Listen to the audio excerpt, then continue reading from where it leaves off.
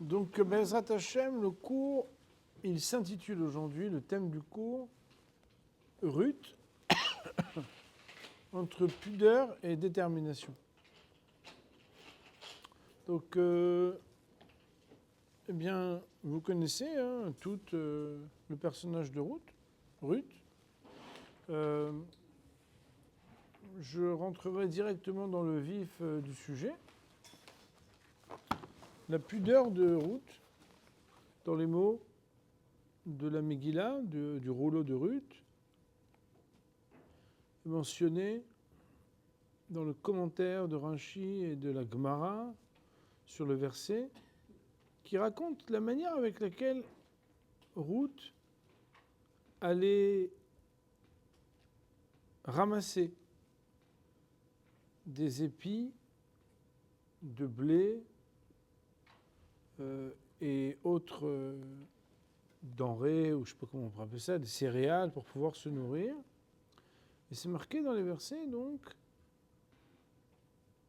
que quand Boaz a vu que cette femme était en train de ramasser de quoi manger, Vayomer Boaz le na'aro anitzab ala kotsarim lemi ana'ara azot. L'épouse de qui est cette jeune femme? Rashi Akadosh de poser la question. V'chi darko shel Boaz lish'ol ben nashim. Est-ce que c'est l'habitude de Boaz de poser la question, c'est qui cette femme? Vous comprenez que c'est pour quelqu'un qui est un tzaddik, a priori, quelque chose qui n'est pas très à l'aise. Imaginez-vous, demain, vous voyez deux rabbanim ou deux avrechim qui disent « C'est qui cette femme ?» C'est qui cette femme? Déjà que tu la regardes, c'est un problème. Mais en plus, tu demandes qui c'est. On est dans un passouk de la Torah, on n'est pas en train de rigoler ici. Alors, il faut savoir que cette question, elle est posée par les Hachamim. Que les questions, elles sont... On pose des questions, on est là pour apprendre. Et Rashi nous dit Vechi darko shel Boaz lishol ben nashim elle a divrei tzni'ut ve'chokhma ra'aba. Seulement qu'il avait observé chez elle des signes de pudeur et de sagesse. Quels sont les signes de pudeur et de sagesse? Shte shibolim leket shalosh edna leket. Le droit de ramasser a des règles. On appelle shikha, pea, veleket. C'est combien d'épis on doit prendre, qu'est-ce qu'on doit laisser dans le coin du champ, etc. 2 épis, on a le droit de les prendre. 3, on n'a pas le droit. Et je ne sais pas si, Baruch Hashem, j'espère que vous n'aurez jamais besoin de connaître ces halachot. Mais combien d'entre vous connaissent tout à fait toutes les halachot de leket, shikha ou pea? Pas grand monde. Une fille qui connaît les dynimes de leket, on se dit, celle-là, elle a dû faire un séminaire sérieux. Qu'est-ce que c'est? C'est pas tout le monde qui connaît ces détails. Ça, c'est pour parler de sa chokhma. Mais il y a marqué que Vaïta melaket et omdot me'omad ve'shochvot meyushav kedé shelo tishhe. Et elle cueillait les épis qui étaient encore debout. Elle restait debout. Et les épis qui étaient allongés, elle s'asseyait pour les ramasser. Et tout ça pourquoi? Pour ne pas se pencher. Et bien sûr, je ne sais pas si vous avez cette représentation qu'on présentait aux enfants quand ils apprenaient Megillat Ruth, d'une femme qui s'accroupit. Ouais, vous connaissez cette image, n'est-ce pas, d'une personne qui s'accroupit avec pudeur. Je ne veux pas vous le mimer, mais vous savez ce que ça veut dire s'accroupir avec pudeur, quoi. C'est sans se pencher. Un peu comme... vous savez, il y a des espèces espèces comme de ressorts, vous savez, qui se resserrent sur eux-mêmes. Et en réalité, il n'y a pas dans la largeur quoi que ce soit qui va dépasser, parce qu'en fait, c'est la même largeur, sauf que soit ça s'étend, soit ça se compresse, mais ça reste la même largeur.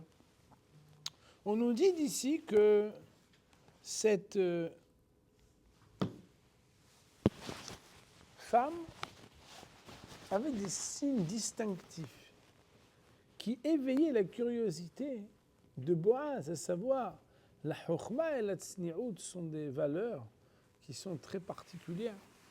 Et donc cette femme, qui s'appelait Ruth et qui représente un exemple pour le Ham Israël, elle avait la pudeur. Alors sa pudeur, elle était quand même originale, puisque ce n'était pas une pudeur d'une femme qui restait chez elle, cachée. C'était la pudeur d'une femme qui allait au champ pour chercher à manger. Et bien évidemment, ça va nous faire réfléchir. Lorsqu'on parle, par ailleurs, de la détermination de Ruth, eh bien, la détermination de Ruth, elle est mentionnée dans les versets un peu plus haut, à propos de cette déclaration que tout le monde connaît, hein, là où tu iras, j'irai. D'ailleurs, c'est le nom d'un livre sur la rabbinite Margalit Yosef, qui était l'épouse de Rav Yosef, Zatzal, où il est d'ailleurs traduit en français, là où tu iras, j'irai, où là-bas on cite des versets du livre de Ruth dans la Megillah. Donc cette fois-ci, tout à l'heure on était au 2e chapitre, verset 5. Maintenant nous sommes au 1er chapitre. Et là-bas, comme vous le savez, donc bon, au Hachem, vous êtes dans un séminaire, donc je n'ai pas besoin de vous raconter l'histoire de Ruth, je pense. L'histoire de Ruth, c'est que elle s'était mariée avec un des fils de Naomi, et les 2 fils de Naomi sont décédés. Et Naomi revient en Eretz Israël sans mari, sans enfant et sans argent. C'est un autre sujet, pourquoi elle est partie, pourquoi ils sont morts, pourquoi elle revient, etc. C'est pas notre sujet. En tout cas, quand elle revient, elle dit à ses belles-filles, ça sert à rien que vous restiez avec moi, quoi. D'abord, j'ai pas d'enfant, même si je me mariais, et que vous voudriez faire, vous voudriez faire la mitzvah du hiboum, en tout cas quelque chose qui ressemble à ça, il faudrait attendre encore de longues années, repartez. Et une d'entre elles, qui s'appelait Orpa, lui a donné Oref, la nuque. Ça veut dire qu'elle lui a tourné le dos, elle lui a dit bye. Elle est retournée chez sa famille. Mais Ruth, elle a voulu rester avec elle. Et là, donc elle leur dit, mais qu'est-ce que ça sert ? Ça sert à rien de rester avec moi, etc.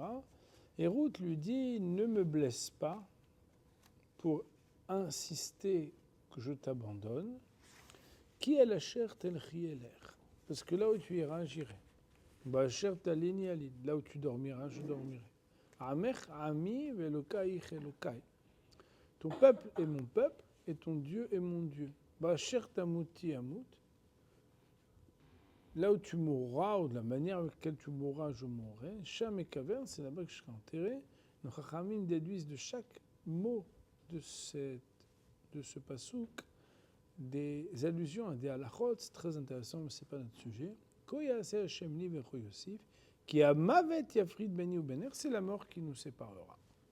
Une déclaration d'amour entre une belle-fille et sa belle-mère, ça peut faire rêver.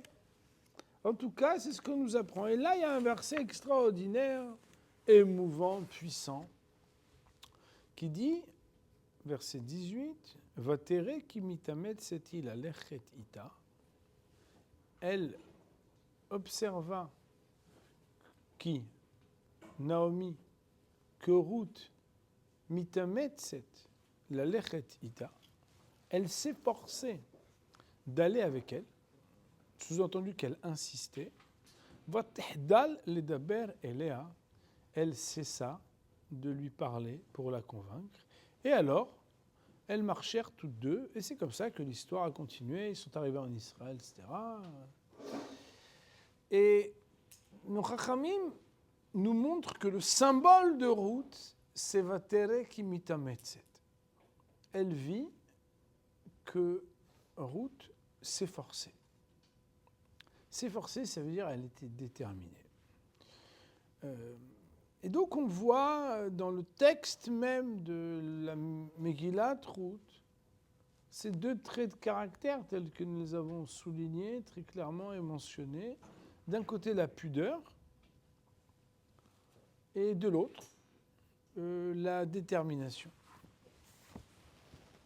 Alors la question est de savoir, y a-t-il a priori quelque chose de contradictoire entre la pudeur et la détermination? Alors, l'intitulé du cours voulait mettre en avant quelque chose qui pourrait sembler paradoxal entre d'un côté l'intériorité de la pudeur et de l'autre côté ce qui dans la détermination doit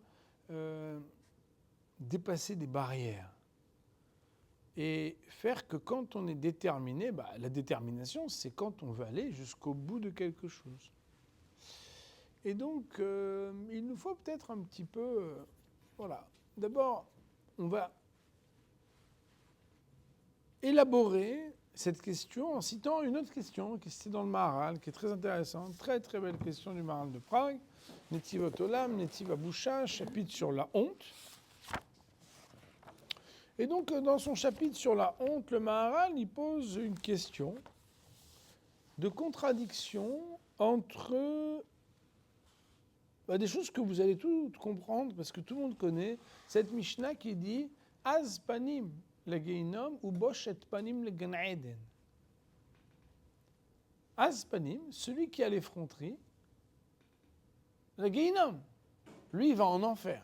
Ou Bosh et panim, et celui qui a honte, qui a la pudeur, qui a la timidité, le Gan Eden, lui il est voué au paradis. Demande le Rav, mais je ne comprends pas. Pourtant, il y a 3 qualités de Am Israël qui sont, comme vous savez, Baishanim, Rahmanim, Gomle Hasadim. Baishanim, on pourrait appeler ça la pudeur, la timidité. Rahmanim, on pourrait appeler ça la miséricorde. Et Gomle Hasadim, les actions de bonté. Ces 3 qualités font, on pourrait dire, le génome spirituel du peuple d'Israël. Maharal va dire sur la Gemara dans Yevamot qu'ils ont hérité ça des 3 Avot. Et en même temps, la Gemara dans Beitza va nous dire que le peuple d'Israël n'a reçu la Torah, elle n'a été donnée que parce qu'ils étaient Azemetzah. On rencontre à nouveau la racine Ain Zain. Azemetzah, ça veut dire normalement les effronter. Effronter, ça veut dire petite chutzpah. Vous connaissez le mot chutzpah? On ne le connaît même pas en français, on le connaît en hébreu. Chutzpah, oui, il y a comme ça une chutzpah. Quoi, donc le peuple d'Israël est un peuple de chutzpanim? Bizarre. Et on nous dit même que c'est parce qu'il a la Hazut Metzar qu'il a reçu la Torah, alors que de l'autre on nous dit qu'ils sont des baïchanim. C'est bizarre. Comment résoudre ce paradoxe, cette problématique? Alors le Maharal, qui comme vous savez est un des plus grands penseurs d'Am Israël, il explique que d'abord les notions sont liées puisque Az veut dire effronter, mais que les mêmes lettres Oz veut dire la force. De la même manière, nous dit le Maharal, Baïchanout veut dire la timidité et Boucha veut dire la honte. Et bien sûr, quand on explore un peu le sujet, on pourrait trouver des mesures et des jaugeages qui font dire que on pourrait comparer force et effronterie, timidité et honte. Le Maharal, il explique que la boucha, La honte, c'est être capable de prendre en considération ce qui, à l'extérieur de nous, peut nous remettre en question de manière authentique. Exemple, quelqu'un qui nous regarde quand on fait quelque chose qu'on ne devrait pas et qu'on ressent une honte. S'il ne regarde pas, on ne ressentait pas la honte. Comme il nous regarde, on ressent la honte. Cette honte, elle est la capacité de prendre en compte quelque chose qui est à l'extérieur de moi et qui peut me remettre en question sur des choses parce qu'il y a quelque chose de l'authenticité. Alors c'est vrai que des fois, la honte, elle peut me remettre en question même quand ce n'est pas authentique. Mais c'est souvent quand je ne suis pas assez fort. Par exemple, quelqu'un qui nous reproche de faire une mitzvah, c'est marqué dans Shulchan Aruch, dans le premier article, qu'un homme ne doit pas avoir honte de faire des mitzvot. Tu dis, c'est sûr, on est en train de faire des mitzvot. Oui, mais malheureusement, des fois, par exemple, un petit garçon qui, pendant la cour de récré, au lieu de sortir jouer au foot, il fait ses mishnayot, il pourrait y avoir 2-3 lourds qui lui disent « Ouais, vas-y, fais son tzaddik, ouais, c'est Ronnie le tzaddik. » Et ils lui font ça, il a honte. Donc de quoi ?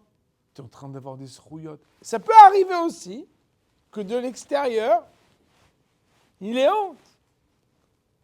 Mais si on doit analyser en quoi la honte, c'est quelque chose de positif, la honte, c'est un outil qui nous permet de remettre en question quand on n'est pas à notre place.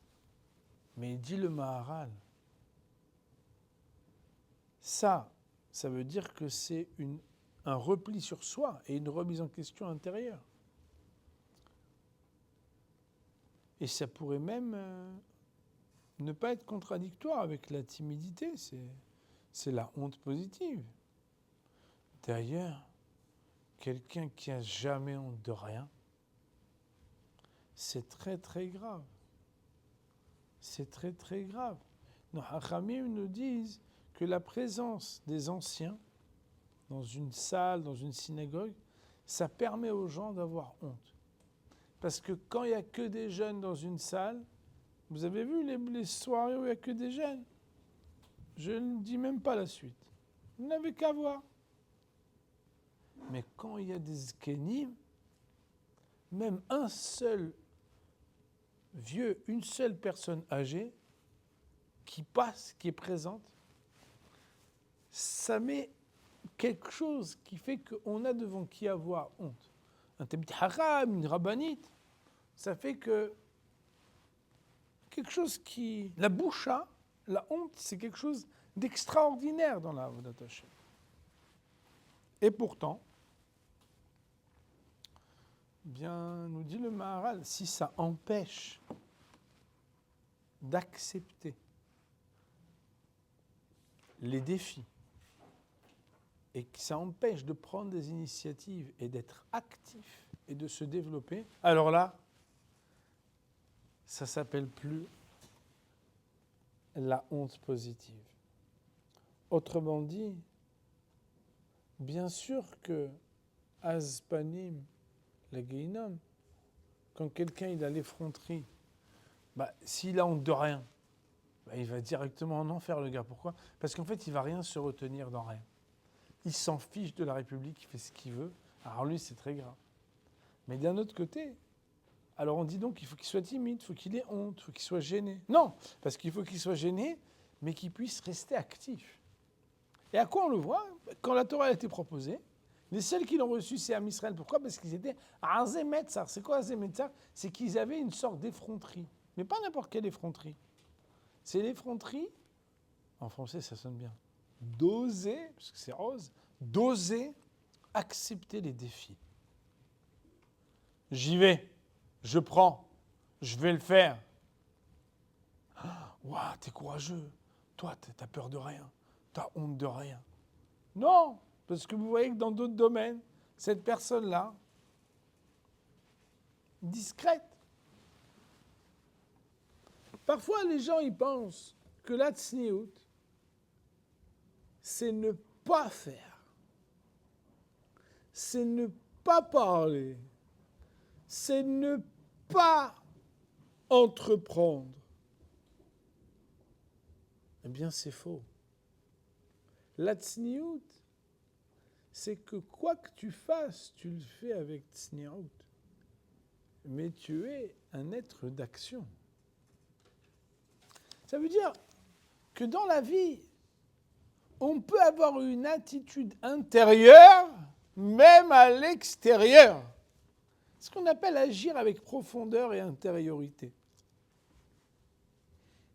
Représentons-nous une jeune femme, veuve, qui va cueillir des épis dans un champ où il y a des hommes. Ben, bon, je parle à un public de femmes. Moi, je ne suis pas une femme, je ne fais que me le représenter. Et uniquement en me le représentant, moi, j'aurais été hyper gêné, quoi. J'aurais été gêné. Je ne sais pas si j'aurais été une femme tsnoa, si j'étais une femme, mais j'aurais été gêné. Je veux dire, tu rentres, il y a des hommes, en plus, c'est des kotrim, des moissonneurs. Et vous allez, bon, vous devez ramasser des choses. Déjà que ce n'est pas facile, vous ramassez pour vivre, etc. Il faut avoir un courage pour faire une chose pareille, extraordinaire. D'ailleurs, nous, on aurait pu, si Hachamim ne nous interpellait pas à y réfléchir, on aurait pu penser qu'une femme qui fait ça, c'est une fille qui n'est pas de tsni'out. On dit ça, c'est une fille, elle sort, regarde-moi, elle va celle-là. Et Hachamim, non seulement ils nous disent qu'elle peut le faire, mais que cette femme-là, elle va nous apprendre à nous la tsni'out. Mais ma fille, moi, elle a fait le séminaire. On n'est pas des gens, nous, on est des gens religieux. Ruth, elle a été ramassée dans un champ. L'important, c'est pas ce qu'elle a fait, c'est comment elle l'a fait. Elle l'a fait avec Chokhma, elle l'a fait avec Tsni'out. Les enjeux de la modernité ont transformé les femmes en presque hommes. Presque. Heureusement que c'est que presque. Presque, c'est pas. Mais c'est presque. Comment presque homme ? C'est pas gentil de ma part de dire ça. Mais pourtant, une femme, c'est une femme. C'est vrai. Mais parce que aujourd'hui, les femmes modernes, elles vont dans le champ et elles vont ramasser des épis.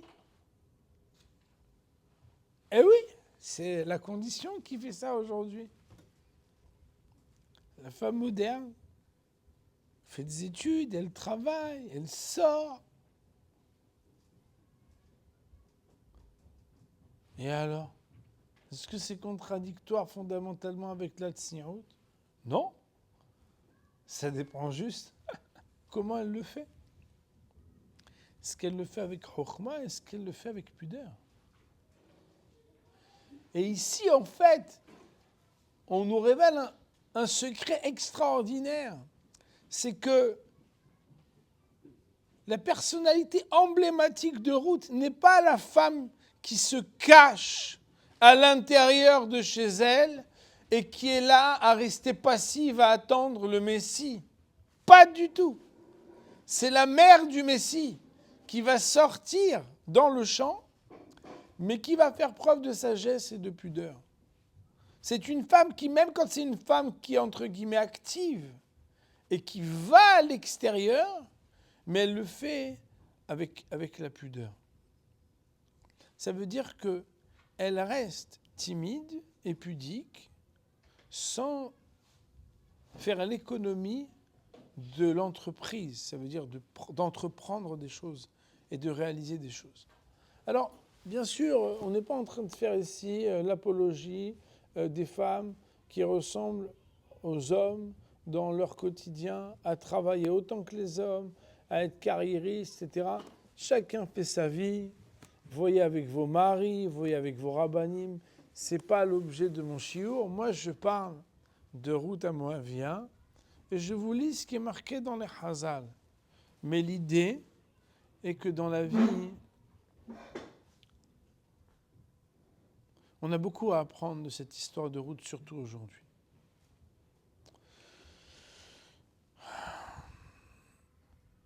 Il faut savoir que Ruth à Moavia, elle est venue réparer quelque chose. Vous savez que Ruth, si elle s'appelle Moavia, c'est que son ancêtre, c'était Moab. Et vous savez qui c'était Moab? Moab était un enfant incestueux. C'était un enfant qui était né d'une fille qui avait été avec son père. Et que quand on demandait de qui est l'enfant, on pouvait répondre Moab, Me'av. C'est un enfant du père. C'est un enfant que cette femme a eu avec son propre père. Et c'est quelque chose qui est très remuant et bouleversant lorsque quelque part on se demande mais qu'est-ce que ça peut signifier? Voilà que des générations plus tard, lorsque Ruth, qui est descendante de Moab, elle va se marier avec Boaz, elle va être l'ancêtre de David, David Amelech, le roi David, qui va être même l'ancêtre du Mashiach Tzidkenu, Mashiach ben David, le Messie, le libérateur. Au-delà des personnages, ça vient nous faire réfléchir à la délivrance de quelque chose. La délivrance de la Midat Hatzniut. Voilà que les filles de Lot ont indéniablement manqué de pudeur. En hébreu, on appelle ça les galot erva. Gilouy erva, c'est révéler, laisser apparaître ce qui n'a pas le droit d'apparaître. On n'a pas le droit, chas v'shalom, de voir la nudité d'un parent et de se rapprocher physiquement d'un parent. Halila v'chas.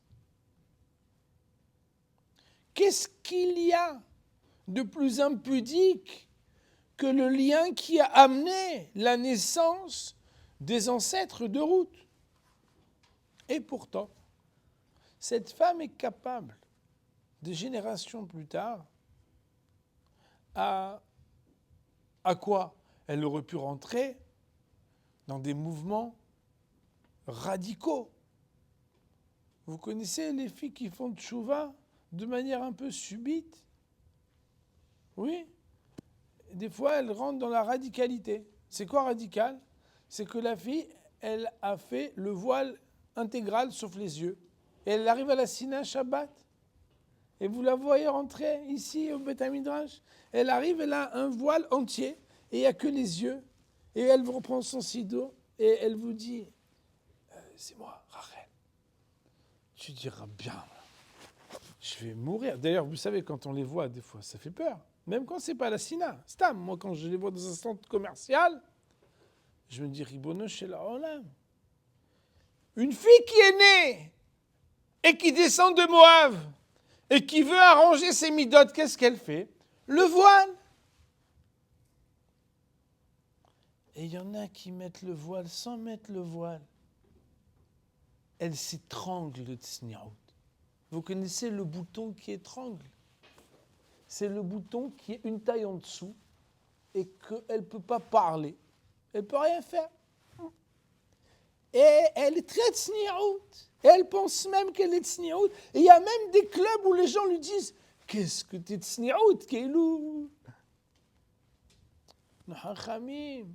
Et nous enseigne que Ruth, elle a fait le tikkun de Moab. Comment elle a fait le tikkun? Elle n'est pas devenue une femme qui ne vit pas.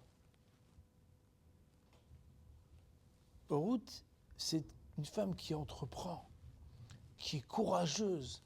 Vatere ki mitametset. Sa belle-mère a vu qu'elle était courageuse. Ometz, c'est le courage. Itamtsut, c'est la détermination. Elle était courageuse. Oh, une fois, j'avais dit quelque chose, mais ce n'est pas écrit, alors je ne sais pas si c'est vrai. C'est que Ometz, c'est M tzadik. C'est M, Aleph Mem, et la lettre, des fois, il y en a qui disent tzadé au tzadik. C'est quelqu'un qui porte avec elle d'être la mère du tzadik, la mère de David. Il y a dans le courage et la détermination de Ruth la capacité d'aller dans un champ. Elle doit y aller. Il y a des hommes. Il faut qu'elle ramasse quelque chose. elle doit y aller. Elle a la notion du devoir, mais elle y va de manière qui respecte la tzniut. Bien évidemment, on n'est pas en train de dire que toutes les femmes doivent sortir dans un champ. Et on n'est pas en train de dire d'ailleurs que toutes les femmes doivent aller travailler. Même si aujourd'hui, on dit oui, mais c'est important pour son équilibre, tu comprends. Fine, chacun qui fasse ce qu'il veut. Mais ce qu'on doit faire, on doit le faire de manière tsnoa. Tsnoa, ça veut dire quoi? Ça veut dire avec une intériorité. Vous savez, quand quelqu'un il se penche, c'est un geste qui est plus facile de se pencher. Tu fais, si tu es comme ça, tu fais comme ça. Alors que quand tu dois réduire ton corps pour te baisser, c'est un effort. C'est évident. Seulement, quand on se penche, on sait que ça ne nous concerne peut-être pas que nous. On est dans un endroit où il y a des hommes qui peuvent poser leur regard sur nous. Qu'est-ce qu'ils peuvent voir? Qu'est-ce qu'ils peuvent penser? Mais sa jupe, elle reste la même taille. Oui, mais qu'est-ce que les gens ils vont penser? Et en fait, une femme juive, c'est une personne qui dépasse, parce qu'elle a une intériorité, elle dépasse uniquement le sujet des centimètres de la tsniout. Elle comprend qu'il y a quelque chose dans l'attitude de la tsniout. L'attitude qui reste comme ça dans la discrétion. Il y a une différence entre la discrétion et l'absence. Quelqu'un qui n'est pas là, il n'est pas discret. Par exemple, les dames qui ne sont pas venues. Si vous dites « Ah, tu étais discrète ce matin ».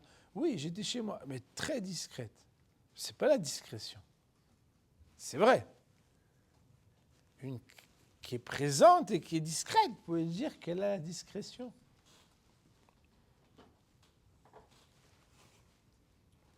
Ruth, la force qu'elle a eue, elle ressemble à la force que les Bnei Israël ils ont quand ils reçoivent la Torah. Quand tout à l'heure je vous ai cité le Maharal, qui dit que le peuple d'Israël, d'un côté, il a la timidité, et de l'autre, il a l'effronterie. C'est contradictoire, l'effronterie. Non, un peu comme Madame a voulu dire tout à l'heure, ça dépend pourquoi. Quand j'étais petit, mon père, il aimait quand je faisais Kriyat Torah. Et moi, je n'aimais pas du tout. Contrairement à ce que vous pouvez imaginer, j'étais extrêmement timide. Et il savait comment me parler. Il me disait, tu as honte de faire une mitzvah? Et c'était un argument. Qu'est-ce que tu vas répondre? Et il me dit, alors il faut le faire. Et je ne savais pas quoi répondre, parce que j'allais dire quoi? J'ai honte de faire une mitzvah? C'est pas dire j'ai honte de faire une mitzvah. C'est comme si j'ai honte de faire la volonté d'Akadosh Baruch Hu ba'olam. C'est lo shayach. Et c'est comme ça, il m'a attrapé.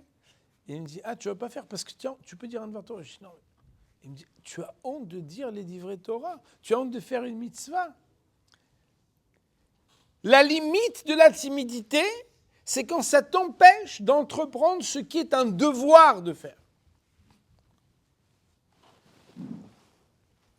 Beaucoup de fois, au nom de la timidité, de la pudeur et de la discrétion, on ne fait pas ce que l'on doit de nos obligations et de nos mitzvot. Et comme je vous l'ai dit tout à l'heure, c'est le premier article et le premier alinéa du Shulchan Aruch. Ne fais pas cas de ce que les gens vont penser quand tu dois réaliser la volonté d'Akadosh Baruch Hu. Parce qu'il y a des gens qui se moquent, et il y a des regards qui gênent, et il y a des fois où, alors que tu dois faire le bien, tu pourrais te sentir gêné de faire le bien. Les mitzvot, c'est la volonté d'Akadosh Baruch Hu. Regardez Chabad. Moi, je vous dis la vérité. Il y a des choses que je n'admire pas chez Chabad. Mais il y a des choses que j'admire. Être capable d'aller sur la place de la mairie et d'aller allumer une Hanoukia, on en pense qu'on veut. Mais c'est sûr que le gars, il est bien dans sa peau. Il n'a pas honte de faire les mitzvot. Et il vous chante, et il danse, et il parle benahat. Aucune gêne, aucun problème. Mais en vraie vérité, nous, aussi à notre niveau, quand vous faites les mitzvot, il n'y a pas de timidité et de gêne et de honte à avoir. Et le problème, il est que parfois, on prend les mauvais exemples. Et dans la vie, il faut savoir que quand on a une gêne de faire la mitzvah, on a un problème. Parce qu'on n'a pas à être gêné de faire ce qu'on doit faire. Ça ressemble à quelqu'un qui est gêné de manger à sa propre table. C'est lui qui invite. Et il est gêné combien il va manger parce qu'il y a des gens qui sont à sa table. Mais tu es chez toi, mon cher ami. Tu ne vas pas être gêné quand même. Tu es le fils du roi, tu es chez lui. Il t'a servi à manger. Tu ne vas pas être gêné de manger. Vous comprenez? Et là-dessus, en fait, on apprend que, comme il dit le Maharal, Am Israël, il a la chutzpah du oz, la chutzpah de la force, pas la chutzpah de la hazout. C'est qu'en fait, Am Israël, il n'a pas peur d'accepter de faire des choses. Et c'est quelque chose qui est formidable. Quand on doit entreprendre de faire une mitzvah, on ne t'a pas dit de devenir grossier. De toute façon, tu es raffiné, tu vas le faire de manière raffinée. On ne t'a pas dit de devenir quelqu'un de vulgaire, quelqu'un de parout. Tu peux rester tsniout. Fais-le avec chokhma, comme Ruth. Fais-le avec tsniout. Mais ne reste pas planqué. Et il faut savoir que des fois, ça nous arrive aussi quand on doit faire teshuva. Chacune d'entre vous, elle est concernée. Chacun d'entre nous, tous les juifs, ils sont concernés par la teshuva. Des fois, il y a des choses qu'on veut faire en plus. Ça, des fois, une fille, elle n'a pas de foulard, elle veut mettre un foulard. Des fois, une fille, elle ne met pas les collants, elle veut mettre les collants. Et des fois, on a la petite gêne de dire « Ouais, mais j'ose pas. » Pourquoi ? Vous savez, quand vous rentrez dans une pièce, entre filles, vous savez comment ça se passe ? Le scanner. Vous connaissez le scanner ? Chaque fille qui arrive dans une pièce, dans une fête, moi, d'abord, j'enseigne au séminaire, donc j'ai vu chaque fois qu'il y en a une qui est en retard. Mais mes filles, tout le monde, ça veut dire les filles, elles savent exactement ce que tu as acheté, où tu as acheté, qu'est-ce que tu as changé de tout, elles reconnaissent tout. Et des fois, on est gêné de faire mieux la Torah et les mitzvot. Parce que soi-disant qu'on va avoir honte. Mais tu n'as pas à avoir honte. La Géoula, elle vient de ceux qui sont capables de rester tsniout sans rester honteux. Ruth, c'est le symbole de quelqu'un qui entreprend, qui va de l'avant, qui est une personne qui est capable d'aller dans le champ et pourtant, elle garde avec elle sa tsniout. Je vous garantis, parce que nous on est religieux, donc on dit « Ah, Ruth, quelle tzadékette ». Je vous garantis que si on voit une femme aujourd'hui qui va dans un champ, je vous promets, on peut avoir des arrière-pensées. On peut se dire, mais ça c'est pas un comportement qu'on pourrait imaginer exceptionnel. Et pourtant, c'est ça qui amène la Géoula. C'est quoi la Géoula ? La Géoula, c'est ne pas s'emprisonner dans quelque chose qui nous empêche d'amener la délivrance. La délivrance, c'est ne pas se sentir emprisonné dans quelque chose. Chacun d'entre nous, il a des désirs, il a des envies. Il a envie de récolter, il a envie de sortir de là où il était hier. Il a envie d'avancer, il a envie de grandir. Eh bien, il faut le faire. Et c'est un grand message quand on parle de la préparation à Matan Torah. Matan Torah, ce n'est pas une fois.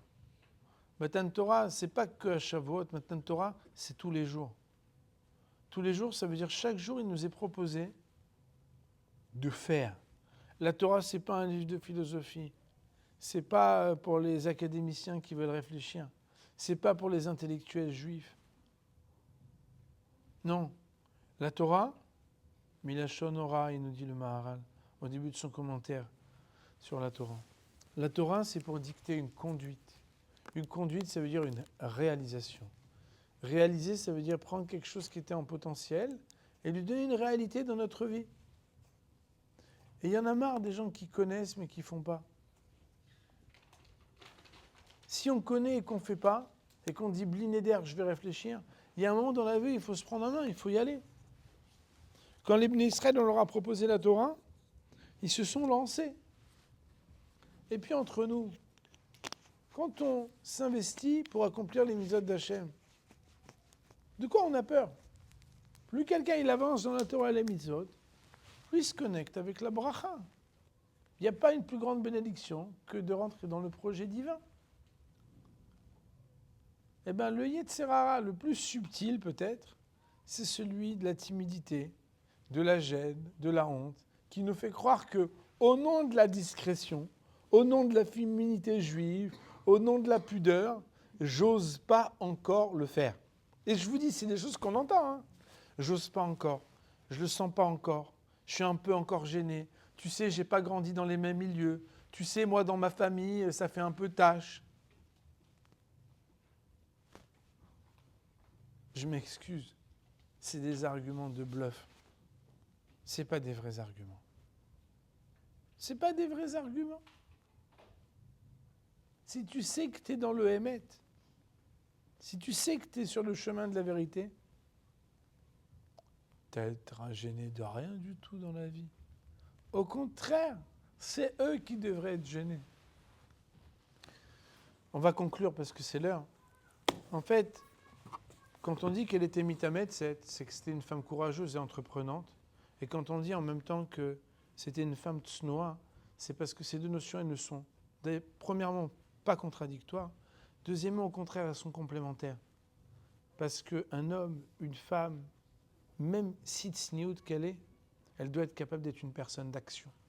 Et il est possible de rester en action tout en gardant la pnimiout, l'intériorité et la discrétion. On va dire Baruch Adonai Le'olam, Amen.